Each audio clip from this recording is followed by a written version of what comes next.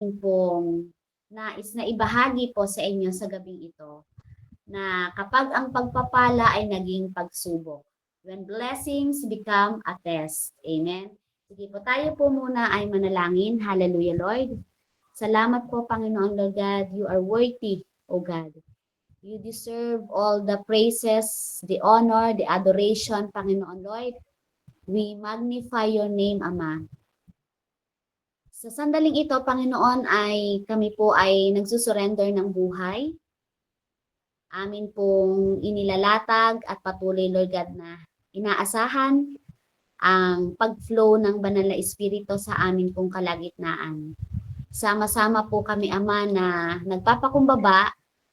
Ihayag mo sa amin, Panginoon Lord, ang iyong dakilang salita na kung saan, Lord God, ay patuloy na magbibigay sa aming mga puso ng impact. Higit sa lahat, Lord God, sa mga pagpapala na amin pong mga tinatamasa. Makita namin, Panginoon, nasa ang banda nga po kami, Panginoon, Lord God, ng amin pong katapatan bilang anak mo at bilang servant mo, Panginoon, sa iyong kaharian. Sakupin mo po ang amin pong kalagitnaan, bawat tahanan, bawat lugar, kung nasaan po ang bawat isa, ay patuloy, Lord, na ang pagtanod ng iyong libu-libong kaanghelan ay patuloy po na maghari sa bawat lugar po namin. Ang internet connection, Lord, dalangin namin, Lord, na patuloy na maging malinaw, the clarity, yung signal, Lord, even yung boses ko, Panginoon, ay makaabot sa kanila ng maayos, Lord God, at may pagsama ng presensya ng banal na Espiritu. Di po namin alam, Lord, kung ano ang gagawin mo sa amin ngayong gabing ito, pero tunay nga, Lord God, na walang tapon sa lahat ng iyong mga salita.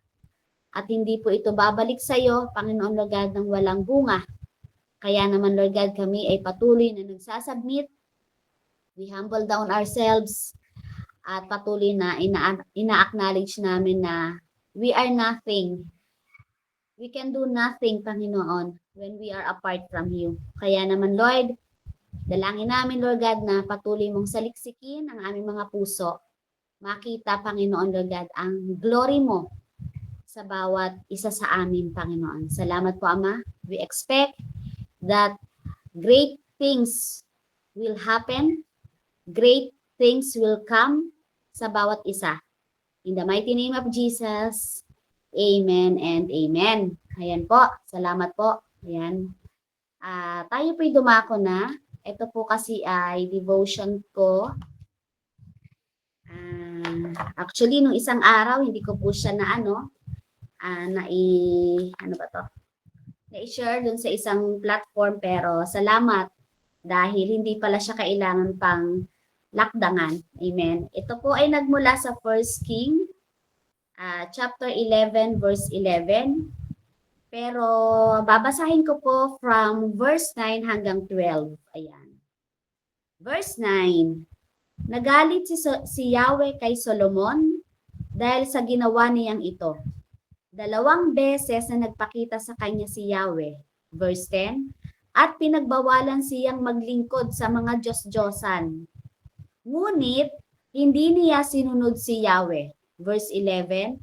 Kaya nga't sinabi nito sa kanya, dahil sumira ka sa ating kasunduan at sinaway mo ang aking mga utos, aalisin ko sa iyo ang kaharian at ibibigay ko sa isang lingkod mo. Verse 12. Ngunit alang-alang kay David na iyong ama, hindi ko gagawin ito sa panahon ng paghahari mo, kundi sa panahon ng paghahari ng iyong anak. Ayan. Kilala ng bawat isa si Solomon. Amen. At alam din ang ibinigay na pagpapala ng Panginoon kay Haring Solomon. Dahil ito yung hiningi ni Haring Solomon.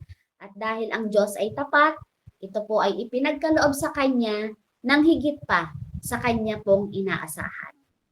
When blessings become a test. Karaniwan, anong ibig sabihin nun? Karaniwan, iniisip natin na ang test or pagsubok ay dumarating siya sa anyo ng problema. sa sakit, o sa something na nakakaranas tayo ng pag-uusig, Ngunit may mga pagkakataon po na ang mismong pagpapala pala ng Diyos ang nagiging pagsubok po sa ating puso. Amen? Kapag pinagpapala tayo ng Diyos ng pera, kayamanan, salapi, datong, pag pinagpapala tayo ng Diyos ng victory, yung nalagpasan natin, na pagtagumpayan natin ang lahat ng ating mga pinagdaanan. Yan. Kapag pinagpapala tayo ng Diyos ng position, alam mo yun, yung ni-level up, pre-promote ka ng Panginoon, sa trabaho man yan, sa paglilingkod man yan, sa ministry man yan, ayan.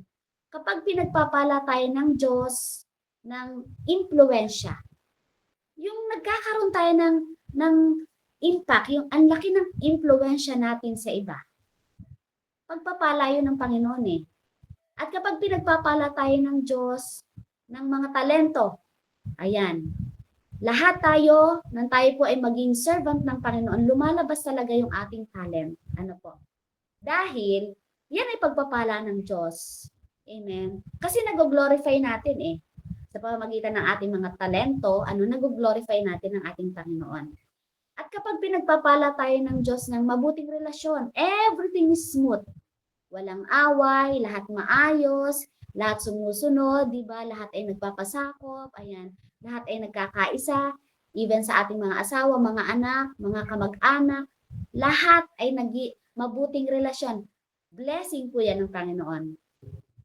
Pero kapag pinagpapala tayo ng lahat ng ito ng ating Panginoon, sinusubok po kung mananatili pa rin ba tayong humble, ayan, mananatili pa rin po ba tayong masunurin at tapat po sa Kanya.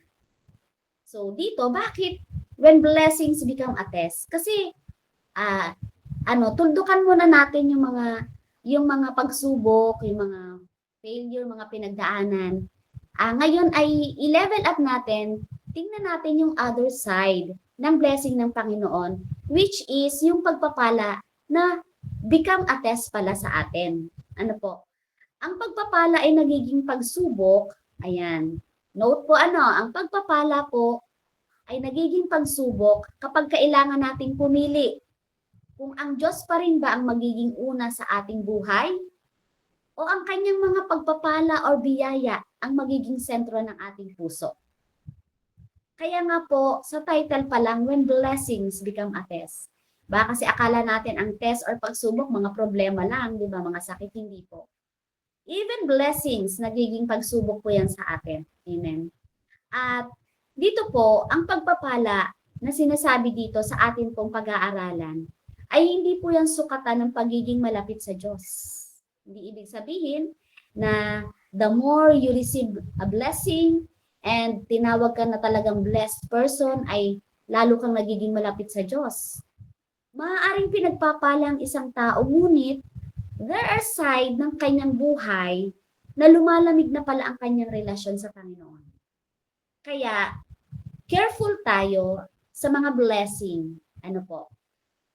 Ang pagpapala ay pagsubok ng ating katapatan. Amen. Tinitingnan po ng Diyos kung mananatili tayong tapat kahit nasa panahon po tayo ng kasaganaan. Sa buong maghapon, sino po ang naka-receive ng pagpapala? Lahat po tayo naka-receive ng pagpapala. Ano po? Pero I'm sure na hindi ganoon kapinagpala ang puso natin sa Panginoon. Amen? So, ang pagpapala ay dapat magdala ng pasasalamat.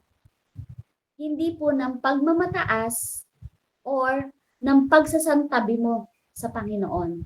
Na isasantabi mo muna siya, kakalimutan saglit. Dahil, ang dami mong pagpapala. Di ba? Kapag nakalimutan natin ang pinagmulan ng pagpapala, nagsisimula po tayong malayo sa Diyos. At ito pong binasa ko kanina, ito po ay ang mensahe po na ipinaparating po dito na mauunawaan po natin sa paglaot po natin na hindi ang kakulangan kundi ang kasaganaan ang naging pagsubok po ni Solomon. Hindi siya kinulang eh. Actually nga, talagang grabe, sobra-sobra ang kasaganaan na binigay sa kanya ng Panginoon. Kaya kapag tayo ay pinagpapala ng Diyos, hindi lamang natin dapat itinatanong, ano ang ibinigay ng Diyos sa akin? Kundi habang pinagpapala po tayo ng Diyos, nananatili pa ba siyang una sa ating puso? So, meron ditong statement akong bibitawan. Ang tunay na pagsubok ng pagpapala ay kung mananatili kang nakaluhod sa Diyos kahit nakatayo ka na sa tagumpay. Isang halimbawa po nito ay si Haring Solomon. Amen. So when blessings become a test, sabi sa English, so the Lord said to Solomon, since this is your attitude, and you have not kept my covenant and my decrees, which I commanded you, I will most certainly tear the kingdom away from you and give it to one of your subordinates. Ayan. Maraming tao na talagang ang iniisip ay yung pinakamalaking pagsubok sa buhay, kahirapan. Parang piling nila yun na talaga ang tinitest sa kanilang ng Panginoon. Yung sila'y kinukulang, yung sila'y nagugutom, yung sunod-sunod ang problema. Yun ang nakikita talaga natin na parang tinitest tayo doon ng Panginoon. Ngunit madalas, alam niyo po ba na ang mas malaking pagsubok ay dumarating kapag po tayo ay pinagpapala ng Diyos? Si Solomon, kita natin na hindi siya nagkulang sa anumang bagay. Makita natin dito sa salita ng Panginoon na siya ang pinakamayamang hari sa kanyang panahon. Siya ang pinakamarunong na tao sa mundo. Naranasan niya ang kapayapaan, kasaganaan, at tagumpay. Ngunit sa kabila po ng pagpapalang ito, anong nangyari kay Solomon? Bumagsak po siya sa kanyang relasyon sa Diyos. Ang tragedy, ang trahedya ng buhay ni Solomon ay hindi siya natalo ng kanyang kaaway. Saan siya natalo?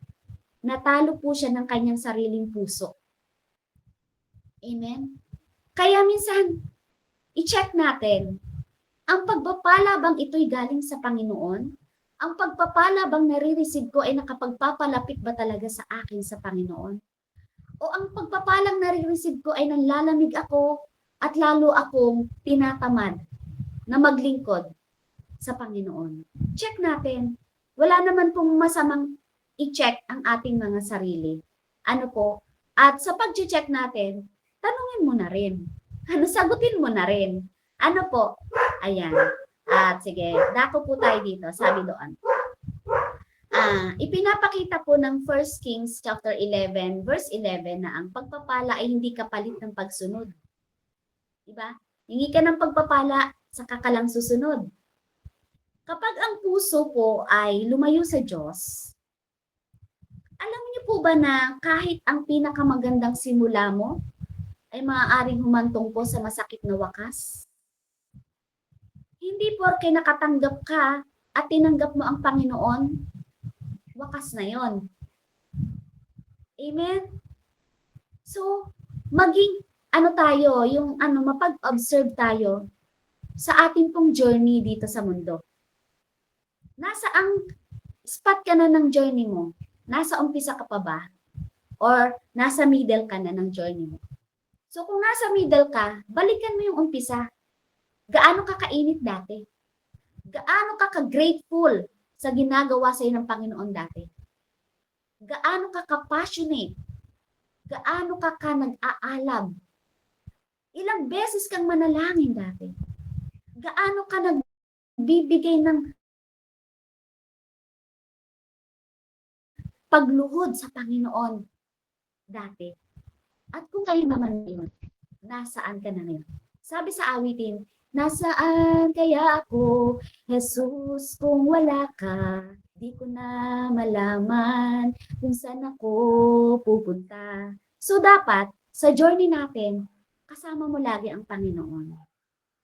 Huwag kang titingin at huwag kang magpo-focus sa pagpapala bago ka sumunod. Ano po? So dito, paano humantong, anong nangyari kay Solomon? Diba? Ang ganda ng umpisa niya eh. Napakaganda ng umpisa niya.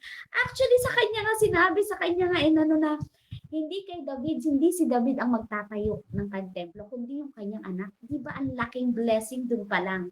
Ang laki na ng blessing na binigay sa kanya ng Panginoon. Imagine mo pagtiwalaan ka ng isang Diyos na makapangyarihan sa lahat, na sa iyo magmumula, ikaw ang magtatayo ng aking bahay, panambahan, ng aking templo.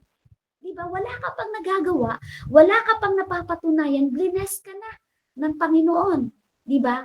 A blessed life does not guarantee a faithful life. Yan, sabi dito. When blessings become a test, a blessed life does not guarantee a faithful life. Hindi pala garantiya na ang blessed life, yung pinagpalang buhay, ay nagiging tapat ka rin. Katapatan din. Bago dumating dito yung chapter 11, makikita natin kung paano pinagpala si Solomon.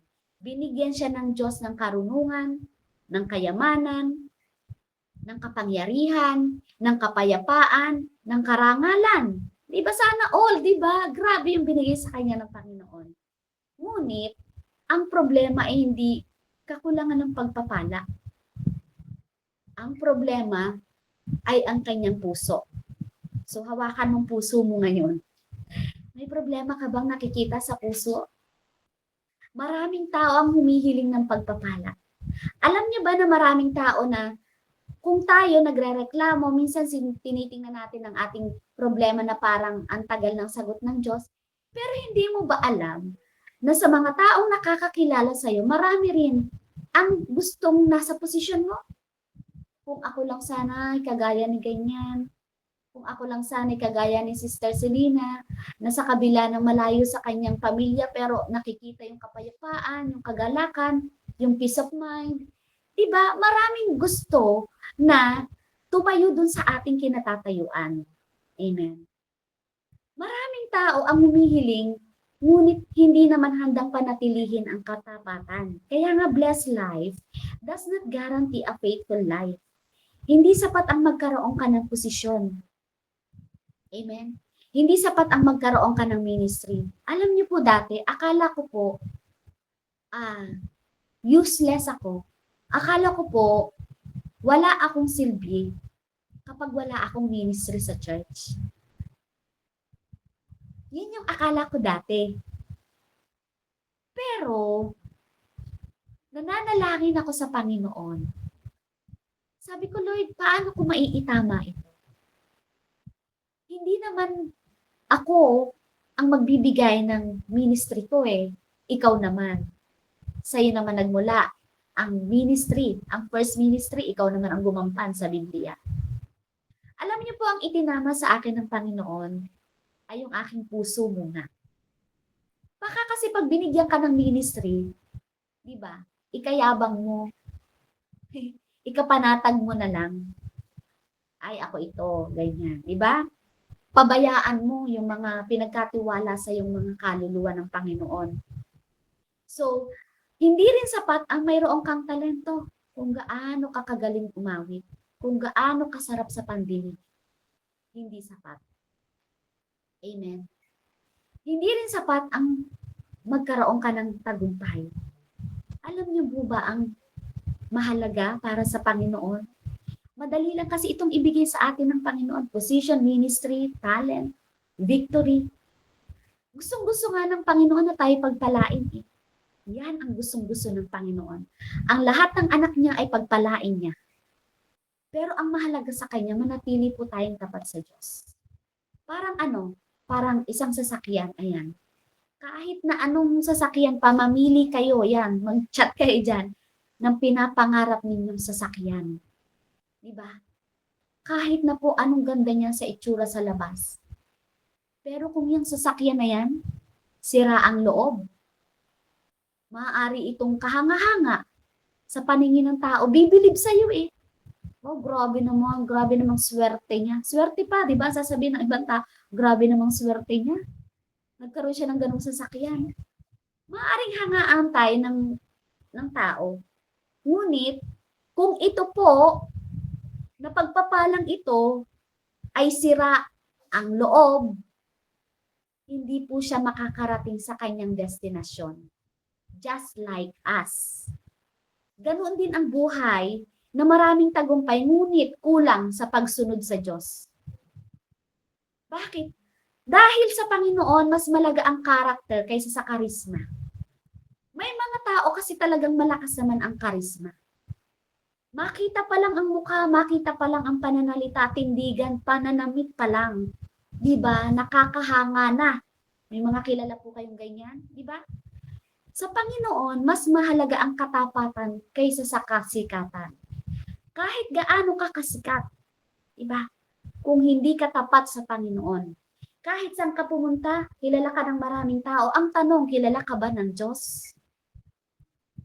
Amen? Mas mahalaga po sa Panginoon ang presensya ng Diyos kaysa sa anumang tagumpay sa mundo. Pangalawa, when blessings become a test, ibig sabihin po, small compromises lead to great downfalls. Makikita natin dito hindi agad bumagsak si Solomon. Unti-unti po itong nangyari. Nagsimula ito sa maliit na kompromiso. Pinakasalan niya ang mga babaeng nung umpisa pa lang ay ipinagbabawalan ng Diyos. Unti-unti siyang naimpluwensyahan ng kanilang mga paniniwala hanggang sa ang kanyang puso po ay nalayo na sa Panginoon. Ang pagbagsak ay hindi biglaan. Amen. At ito yung naging resulta ng paulit-ulit na kompromiso ni Haring Solomon. Sabi po sa James 1:14-15, ang tukso kapag pinayagan ay nagbubunga ng kasalanan. At ang kasalanan kapag lumago ay nagbubunga ng kamatayan. Amen. So dito makikita natin na yung blessing po na akala natin is blessing talaga na galing sa Panginoon, which is hindi na, nagli-lead na pala ito sa, nako-compromise na tayo. Ano? Alam mo yung konting-konting kompromiso na, ay di mo na ako a-attend. Maliit yan pero makikita mo. Diba? Sabi doon, sa James, nagli-lead na pala ito, nagbubunga na pala ito ng kasalanan. Diba? Small compromises Nag-commit ka sa isang gawain ng Panginoon. Pero, iba ang inuuna mo. Dahil inaasahan mo na pagpapalain ka ng Panginoon doon sa ginagawa mo. Ang hindi mo alam, yung nasa isip mong pagpapalang inaasahan mo na ibibigay sa iyo ng Panginoon, nagli-lead na pala yun sa iyo na nako-compromise na yung relasyon mo sa Panginoon. Amen. Ano ang hindi kayang gawin sa iyo ng Panginoon? Mga kapatid, walang hindi kayang gawin sa atin ng Panginoon. Madali lang sa Panginoon ang lahat ng bagay. Madali lang sa Panginoon ang pagpalain ang bawat isa. Actually, kung ang Panginoon ay mapagmahal, sobra din po siyang generous. Amen? So dito, alam niyo, di ba yung barko, imagine niyo, hindi yan lumulubog dahil sa tubig. Paano siya lulubog? Lumulubog siya kapag ang tubig ay nakapasok sa loob nito. Kaya nga minsan yung malaking barko kahit na ang daming sakay, hindi naman yan lulubog Lulubog yan kapag ang tubig ay nakapasok sa loob nito. At tayo mga kapatid nasa mundo. Ngunit, hindi dapat pumasok ang sistema ng mundo sa ating pong puso. Minsan, Kristiyano ka na, dahil sa maliliit na kompromiso mo, hindi mo namamalaya, nag-iipon ka na pala ng tubig sa puso mo na unti-unti. Babagsak ka na pala. Kagaya po lang nangyari kay Solomon. Napakaliit lang yun small compromises lead to great downfalls. Bakit? Ano nga sabi? Ulitin ko po sa James. Gusto ko pong maunawaan, ang tukso, ang small compromises, kapag pinayagan mo, nagbubunga na yan ng kasalanan. Compromises nga At ang kasalanan na yan, kapag lumago, nagbubunga ng kamatayan. Not literal na kamatayan na bigla kang mababagsak dyan, mamamatay, mangingisay. Hindi. Kamatayan na kung saan nawawala ang relasyon mo sa Panginoon. Amen. So, tanungin natin ang ating sarili, may kompromiso ba akong ginagawa? Habol ako ng habol sa pagpapala. Alam mo yun? Ewan ko ha, may kasalanan ba akong kinukonsinti? Amen? Kita yan eh, kita mo yan eh. Alam mo yan. May bagay ba na mas mahalaga sa akin kaysa Diyos? Sakit. Alam mo yun, ang maliit na kompromiso ngayon ay maaaring maging malaking pagbagsak bukas. So pangatlo, when blessings become a test, pangatlo po, God cares more about the heart than the crown. Napansin ng Diyos ang pagbabago ng puso ni Solomon. Pero hindi niya sinabi kay Solomon na wala na ang iyong kayamanan.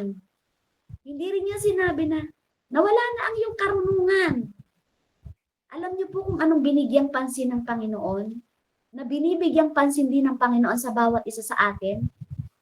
The condition of our heart towards God. Dahil para sa Diyos, ang puso ang pinakamahalaga. Bakit? Sabi sa Proverbs chapter 4 verse 23, above all else, guard your heart, for everything you do flows from it. Kapag tama ang puso mo, magiging tama ang direction mo. Kung tama ang puso mo sa Panginoon, hindi mo mararanasang mapagod, hindi mo mararanasang feeling mo, ikaw ang nagsusupply ng buhay mo, hindi mo mararanasang mabalisa. Bakit? Ang direction ng Panginoon is kapayapaan eh. Kung ang tama ang puso ng direction mo, ganun ang direction mo papunta sa direction ng Panginoon. Pero kung kita mong ngarag na ngarag ka sa buong maghapon, iba, ba't ayaw mong itama? Itama mo naman. Kasi, the condition of our heart is very important sa Panginoon. Wala sa Kanya yun. Hindi naman niya sinabi, wala ka ng kayamanan, wala ka ng karunungan. Hindi na niya yung babawiin. Ganyan kabuti ang Panginoon. Pero gusto niyang maitama ay yung puso natin sa Kanya. Kapag mali ang puso, kahit tama ang panlabas na anyo mo, magkakaroon at magkakaroon ka pa rin ng problema. Huwag na po nating hintayin na dumating sa atin yun. Amen? Ang compass ng barko ang nagtuturo sa direction to, di ba? So kapag nasira yung compass, kahit gaano kaganda yung barko, maliligaw ito. At ang spiritual compass po natin ng ating pong puso. Kung nasaan ang puso, susunod ang katawan. Kung ang puso mo ay nasa trabaho mo, andun ang katawan. Kung ang puso mo ay nasa pera, andun ang katawan.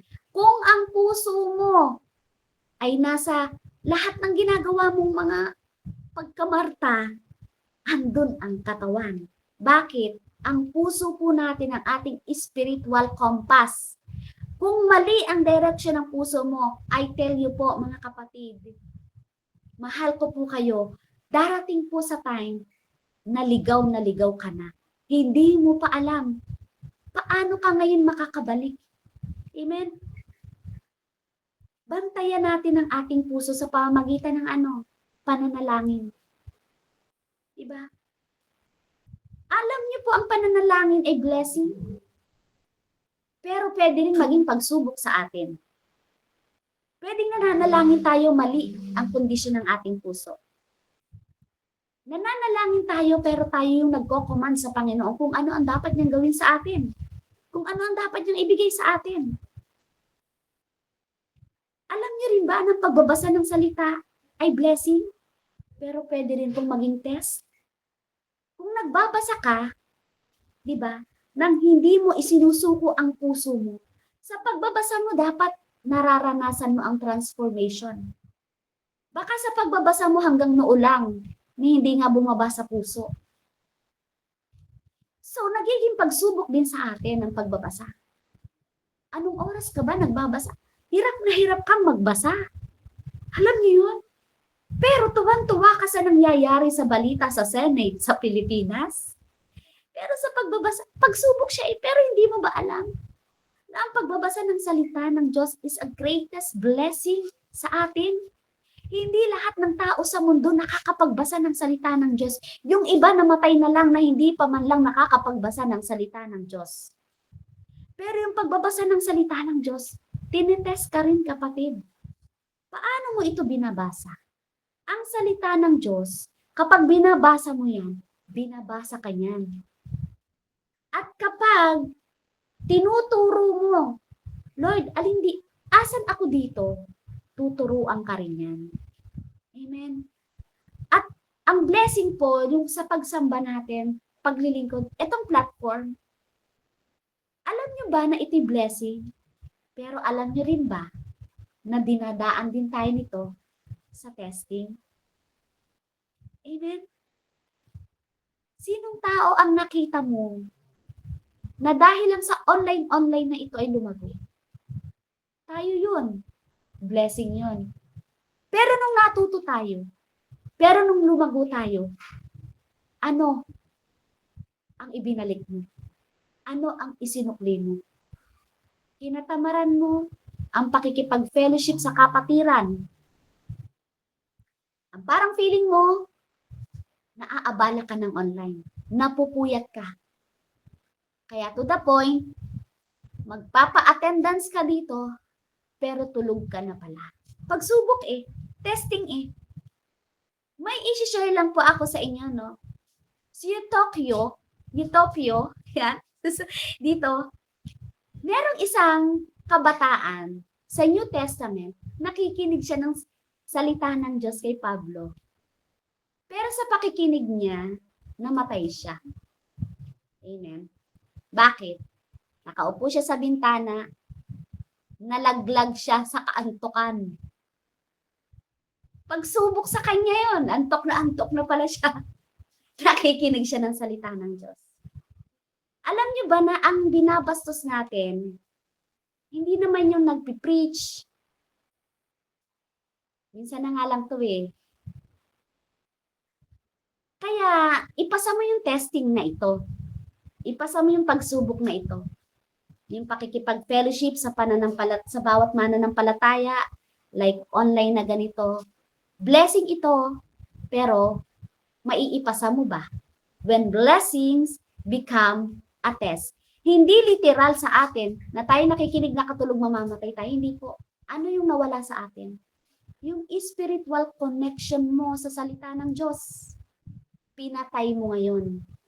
Do you think nung nawala yung iyong spiritual ear na hindi mo narinig, ang sinasabi sa iyo ng Panginoon dahil nakatulugan mo, tinatamad ka, ang dami mong ginagawa, gabi na, paikot-ikot ka pa sa bahay, di ka maupo at makinig, hindi naman to aabot ng madaling araw. Alam mo ba yung pinapatay mo? Yung blessing na gustong gawin sa iyo ng Panginoon. Sabi ko nga sa inyo, gustong-gusto po tayong pagpalain ng Panginoon. Kaya lang, there is a test. Amen? So, pang-apat po, when blessings become a test, God's discipline is an expression of His justice. Eto na tayo. Lahat tayo ayaw natin ng disiplina. Lahat tayo. Ang titigas ng ulo natin. Ayaw natin ng disiplina. Pero, alam nyo ba na ang disiplina ay blessing? Because it is an expression of His justice. At walang makakapag-describe kung gaano ka-justice ang Panginoon. Hindi siya kagaya ng justice ng tao na pag umamin ka sa kasalanan mo, kulong ka. Amen? Iba ang justice ng Panginoon. At ito po ay blessing, yung pagdidisiplina sa atin. Dahil sa pagsuway ni Solomon, dumating po yung paghatol ng Diyos. Aagawin ang kaharian mula sa kanyang sambahayan. Ngunit mapapansin natin na sa paghatol, sa pagdidisiplina ng Panginoon, may biyaya pa rin. Ano yon? Sabi po sa verse 12, ngunit alang-alang kay David na iyong ama, hindi ko gagawin ito sa panahon ng paghahari mo. Pero dinisiplina niya sa verse 11 si Solomon. Kaya nga sinabi nito sa kanya, dahil sumira ka sa ating kasunduan at sinaway mo ang aking mga utos, Aalisin ko sa iyo ang kaharian at ibibigay ko sa isang lingkod mo. After ng pagdisiplina, binigay niya ngayon yung kanyang justice. Pero still, ang justice ng Panginoon na ginawa sa kanya is still grace pa rin. Napaka-gracious ng justice ng Panginoon. Kaya kung dinidisiplina tayo, payagan mo. Amen? Kung may mga lingkod na dinidisiplina ka, pasalamatan mo. Bigyan mo ng love gift. Blessing yun eh. Hindi yung iiwasan mo. Amen? Kasi kailangan mong mapagtagumpayan. Yung disiplina yan. So doon, hindi agad inalis ng Diyos ang kaharian habang buhay si Solomon. Ginawa niya ito pagkatapos ng kanyang panahon, alang-alang po kay David. Amen. Glory to God. Makikita natin na ang Diyos ay parehong banal at mahabagin. Bakit? Sabi po sa Hebreo 12:6, for the Lord disciplines the one He loves. Kung mahal ka ng Diyos, papayagan mo madisiplina ka. Kung walang nagdidisiplina sa'yo, tanungin mo, baka hindi ako mahal ni Lord Hindi ako nadidisiplina Aba, magtanong ka. Tawag ka sa isang kapatiran. Ano yung nakikita mo sa akin mali? Alam mo yun, sa pag-comment kasi sa akin, minsan nadidisiplina tayo dun eh. Sabi dun sa Hebreo, for the Lord disciplines the one He loves. Kung hindi ka ngayon dumadaan sa disiplina at hindi ka nakakarinig ng disiplina, mangamba ka't matakot ka. Baka hindi ka mahal ng Panginoon. Kasi hindi pwedeng isabotage ang salita ng Diyos na ang dinidisiplina ng Diyos ay ang mga mahal niya. Amen? Ang disiplina ng Diyos ay hindi para sirain tayo, kundi para ituwid tayo. Kapag tayo ay tinutuwid ng Diyos, huwag kang magreklamo. Huwag kang tumakas. Huwag kang magmatigas. Sa halip, ito po, napakahalaga. Magsisi ka at bumalik sa Panginoon. Yun lang naman ang gusto ng Diyos eh. Hindi naman niya sasabihin, babawian kita ng buhay. Didisiplinahin kita, ipaparalyze ko yung kalahati ng katawan, ang tigas-tigas ng ulo. Hindi naman ganoon ng Diyos eh. Sabi ko nga sa inyo, ang justice ng Panginoon mahabagin at banal. Ang Panginoon. So, panglima, bakit when blessings become a test, finishing well is more important than starting well? Sino dito ang masasabing ang gagaling sa umpisa? Amen. Ang sakit Ang galing po, puro umpisa yan. Ang galing lang yan sa umpisa. Yan. Sa umpisa pa lang yan. Andyan yan. Maya-maya wala na yan. Yan lagi siyang nakikita ay sa umpisa. Pero, along the way, siyang kauna-unang nawawala sa platform. Ang galing sa umpisa. Amen? Pero sinabi dito, finishing well is important than starting well. Mabuting, okay lang na medyo malate ka, pero andun yung pagpupursige mo na matapos mo ang laban. Alam niyo bang pagsubok rin ito kung paano mo tatapusin na natanggap mo ang pagpapala ng Diyos? Pagsubok po ito. Hihingi ka ng salita ng Diyos na alam mo na blessing yun sa'yo. Pero ang tanong, natapos mo ba? Natanggap mo ba yung full package ng blessing ng Panginoon? Amen? Sa oras na ito. So, sino sa mga oras na ito, alam mo yan. Sino ang papasa sa testing ng blessing ng Panginoon ngayong oras na ito? Maganda dito ang simula ni Solomon. Nakaka-bless, di ba? Ngunit hindi naging maganda ang kanyang pagtatapos at ayaw po nating mangyari lahat yan. Amen. Huwag mong sabihin na ang pagtatapos mo ay kapag ikaw ay binawian na ng buhay. Everything na ginagawa mo, every second, every hour na ginagawa mo, dapat matapos mo yan. Na na-receive mo ang blessing ng Panginoon. Amen? Maraming tao nagsisimula ng may apoy para sa Diyos. Pero sa bandang dulo, ayan. Alam mo, yung gatong na lang ang natira, wala na yung apoy. Alam mo yun, yung kahoy na lang. Minsan nga yung uling na lang natira eh. Wala na yung apoy, nasunog na. Siya na yung nasunog. Imbis na siya yung nag-aapoy, mismong siya ang nasunog. Hindi niya tinapos ng maayos eh. Puro umpisa. Ay, bless na bless ako. Ay, nakakatuwa. Salamat. Yung ganyan. Yung ano, yung napaka-high pitch pa ng boses sa pagpapasalamat, pagpapatotoo. Pero ang tanong, tinapos mo ba? Na-receive mo ba ang totoong pagpapala? Baka kasi dumaan ka sa test, di mo na pagtagumpayan. Amen? Ngunit ang hamon ay nananatiling mainit kapag ang pag-ibig sa Kanya ay hanggang wakas. Ang layunin po ng Christianity, ng buhay Kristiyano ay hindi lamang mag-umpisa ka. Hindi lamang yon, kundi matapos mo ng may katapatan. Bakit? Ang ganda po nito, ito po yung isi-share ko kaya nagtatanong si Sis Bebs kanina. Testimony ni Paul, I have fought the good fight. I have finished the race. I have kept the faith. Nakakatakot na ako, baka burn na fire ako ngayon. Pero sa mga susunod na taon, wala na po ako dito, hindi na ako kasama. Hindi na ako mahagilap. I-chat pa ako ng mga leader para akong bayawak na hinihila pa, pahirapan, makapasok lang sa online. Ayoko pong mangyari yon. Kaya kailangan, komunika, itama mo yung relasyon mo sa Panginoon. Kasi siya yung magiging dwelling place mo sa lahat ng ginagawa mo eh. Diba? Ito ang dapat nating hangarin ng bawat mananampalataya. Hindi lamang naging leader ako, hindi lamang naging pastor ako, hindi lamang, alam mo yun, hinahangad na naging pastor siya, pero nagtapos na lang siya na nasa loob siya ng church. Ayaw nang lumabas. Doon na lang nagpaikot-ikot sa church. Huwag nating hangarin na maging worker lang tayo, pero tayo po pala ang number 1 tamad sa gawain ng Diyos. Nang maging worker ka, pagkatapos yung ibigay yung blessing, ayan, naging tamad ka na. Huwag nating hangarin na maging leader lang tayo kung wala ka namang pinaglilidera na. Sino ang iyong nililideran? Sarili mo na lang. Diba? Palago. Magpalago. Maging tapat sa ibinigay sa ating biyaya ng Panginoon, sa calling, sa assignment. Pagtapatan natin. Bakit?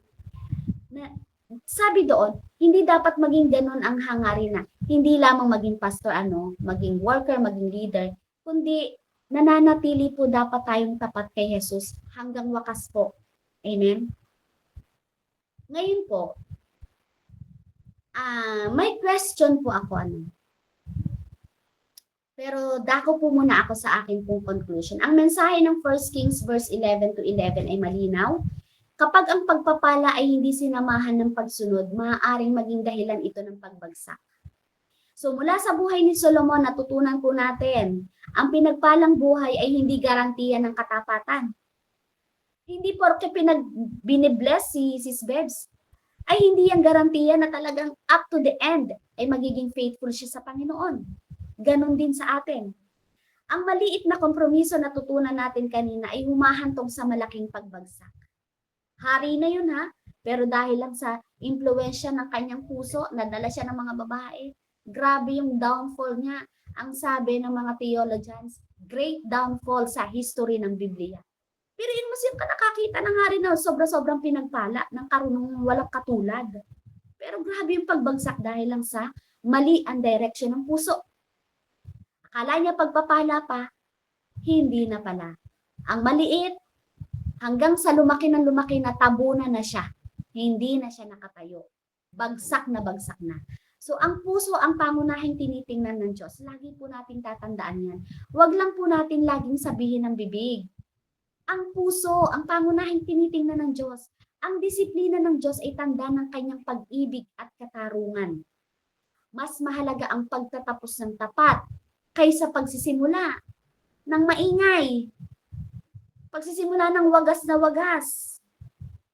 Alam mo yun, yung joy na joy. Pero di naman niya natapos. Amen. Ngayon, tinatanong tayo ng Diyos, sa oras na ito, yung pagpapalang na-receive mo sa maghapon, nasaan ang puso mo? Naiwan ba dun sa blessing na yon? Amen?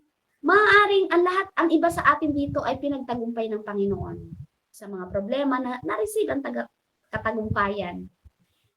Maaaring ang iba sa atin dito ay may mga posisyon na. At tayo talaga ay pinagpapala ng Diyos. Ngunit, tinatanong tayo ng Panginoon, tapat pa rin ba tayo sa Panginoon? Naway matagpuan po tayo ng Panginoon na nananatiling sumusunod, nananatiling nagmamahal, at tapat hanggang sa katapusan. Amen. Hindi yung ngayon tatamarin ka dahil akala mo hindi pa naman katapusan ng buhay mo. Sino may sabi, hawak mo ba ang buhay mo? Binigyan ka na nga ng blessing niya yung platform na ito. Ilan tayo dito? Blessing to sa atin, ano? Paano mo tatapusin ang blessing na binigay sa iyo ng Panginoon? Dahil hindi mo alam, sa araw ng bukas, mumulat pa ba ang mata mo? Kung ngayon pa lang, hinihingi na ng Panginoon ang katapatan mo sa blessing na ito, tinetest ka ngayon ng Panginoon. Ang tanong ko po, sa bawat isa, anong pagpapala ang hinihintay mo mula sa Diyos na sa tingin mo ay magiging sapat para unahin mo siya at manatiling tapat sa Kanya hanggang wakas? Ito man ay sinagot ko rin po, mamaya na lang sa benediction ang aking sagot.